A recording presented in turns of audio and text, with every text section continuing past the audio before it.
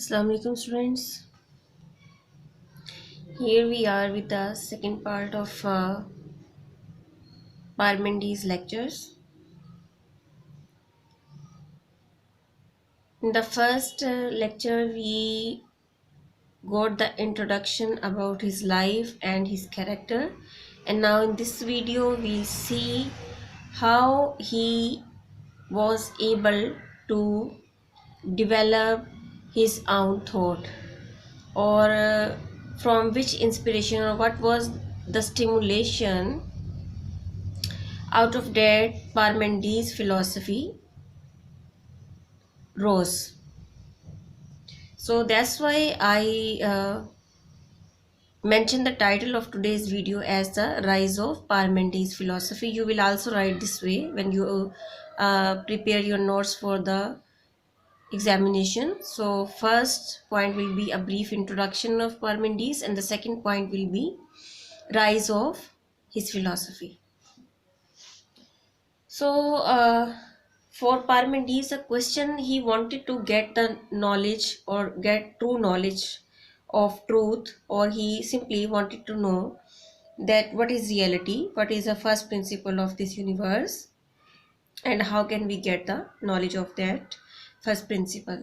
So when he observed this transitory world in which we are living, this is a sensuous world, and we know that the world in which we are living, this is the world of change and mutation. This is a sensuous world. That means everything in this world can come under the five senses. So this is the sensuous world. This occupies space and time.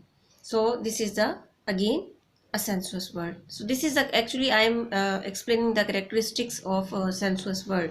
A sensuous world is the world of change and mutation, and it is a world in which the things occupy space and time, and this is a world in which the things can be perceived through five senses.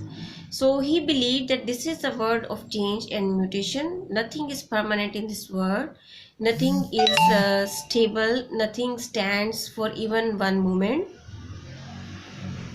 And one moment it is, and other moment it is not. यानी कि एक लम्हे में कोई शय मौजूद है और दूसरे ही लम्हे में वो मौजूद नहीं है. And it is also true to say that at the same time a thing it is and it is not. So he made the argument from this observation that how can one get the knowledge of something that is constantly on change and mutation. So that obviously he is very wise in his this conclusion or argument that a thing that is passing over uh, and that is not stable, that is not standing even for one moment, and that is just passing and shifting and on transitory mode. So how can we uh, get the knowledge of that thing that is not stable and that is not permanent and that doesn't stand? So from this thought he was able to make a differentiation between the eternal and shifting, or everlasting and change.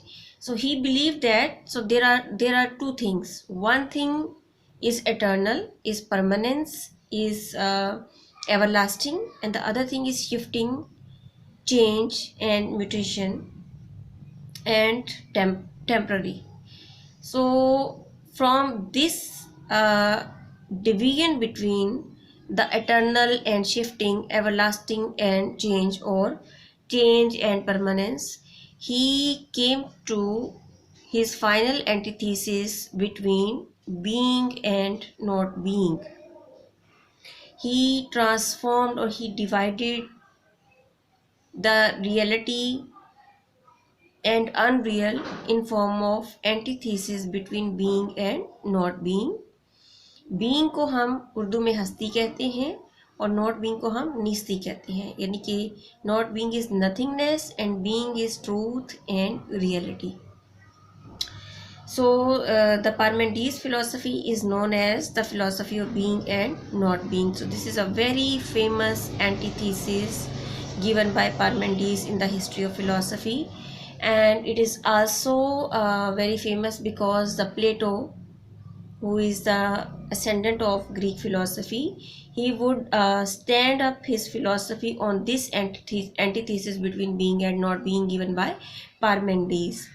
This is also the one significance of Parmenides' philosophy, that Plato based his philosophy on the antithesis given by Parmenides.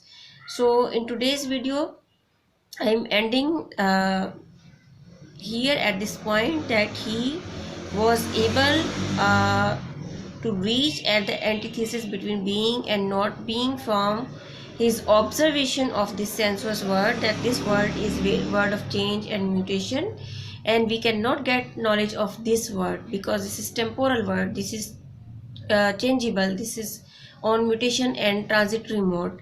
So we cannot get knowledge of this world, but we can get knowledge of something that must be permanent and that must be stable. So this thing is not that, this world is not that thing actually. So permanence is something else.